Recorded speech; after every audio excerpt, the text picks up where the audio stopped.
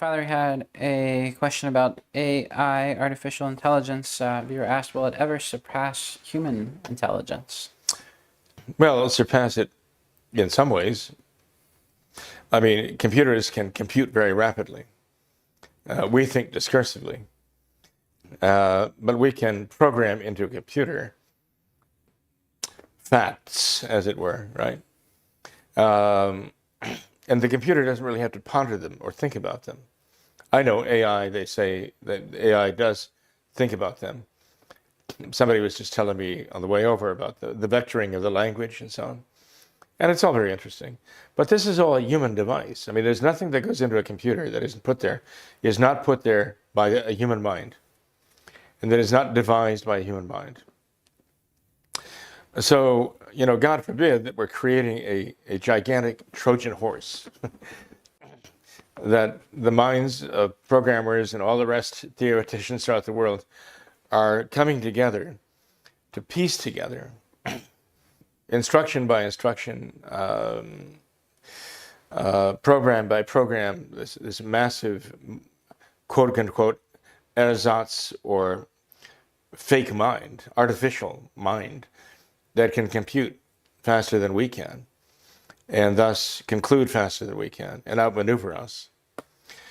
And we're not only putting into these artificial intelligence robots and so on, we're not only programming them to play chess. Now we're going to the fact to try to program them with how we think and even how we feel.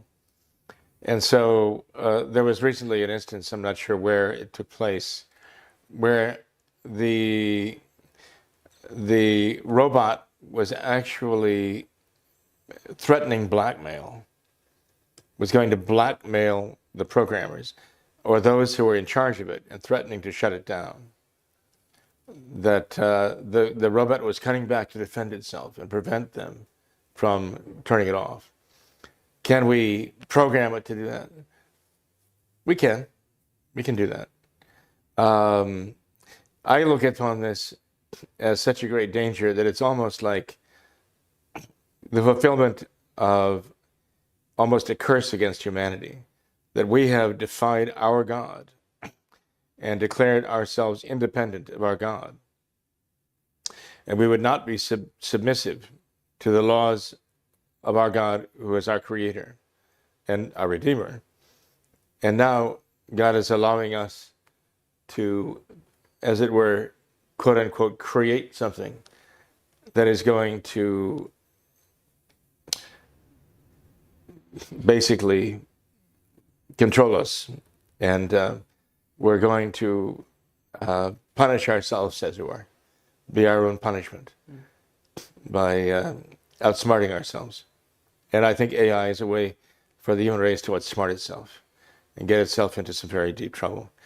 But ultimately, it's not going to be just what we put into it, because there is a spiritual realm, and there are, as St. Paul says, powers of darkness in high places. And there's good reason to believe that this AI is going to actually be the instrument through which Satan is going to try to dominate all mankind. The figure of the Antichrist was an interesting character in all this.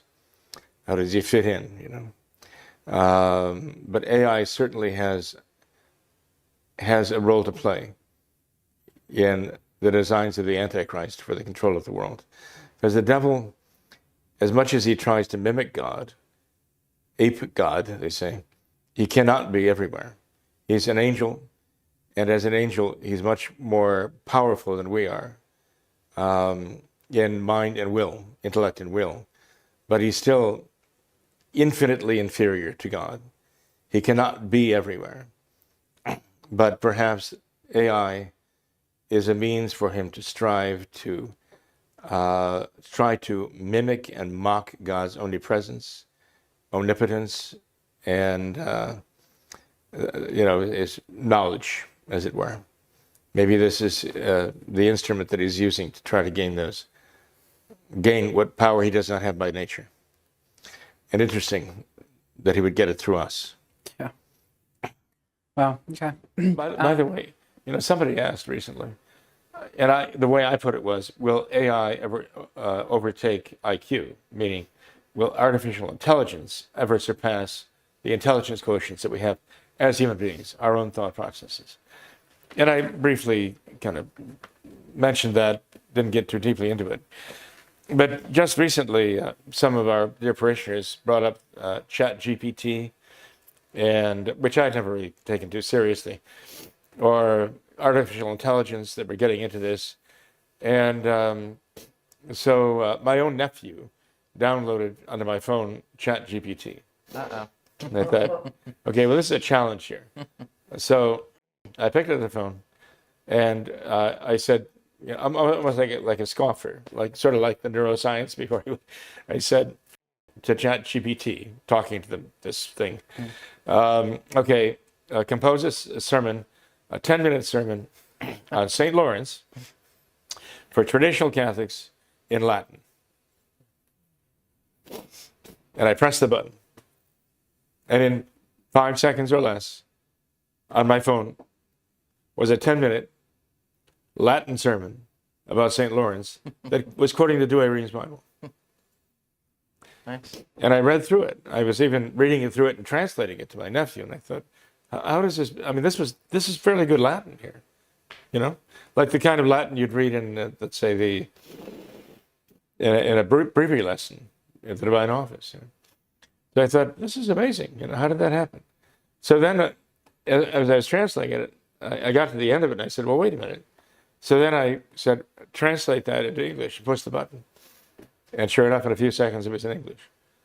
Then translated into German. It was good German, too. I wound up actually commanding it to give me a thank you note of 200 words for a gift of rutabagas in German. And sure enough, it all came up. And it was good German. It was Hochdeutsch. And I thought, my goodness, how is this even possible?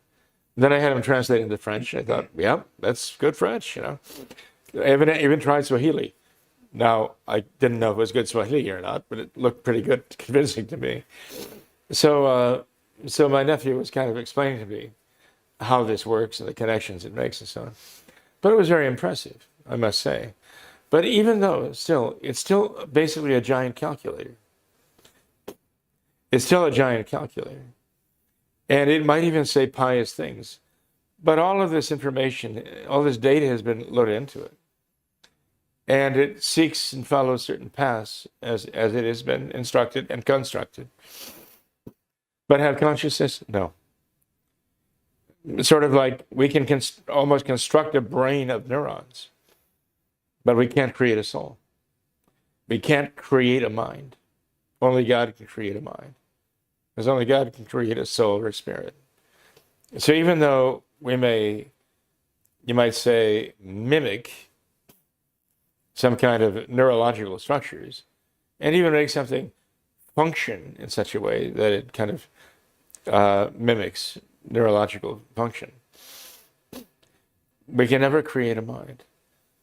But the fear is, of course, that Satan can actually impose his mind on the neurological or the construct that we put together and work through that. And that's the real danger, of course. That would be the ultimate comeuppance for human race, that we created something that turns on us the way we turned on our own creator. And that is definitely, one-upmanship, definitely, if we find ourselves in that position. And having denied the sovereignty of God, we create a fearful master,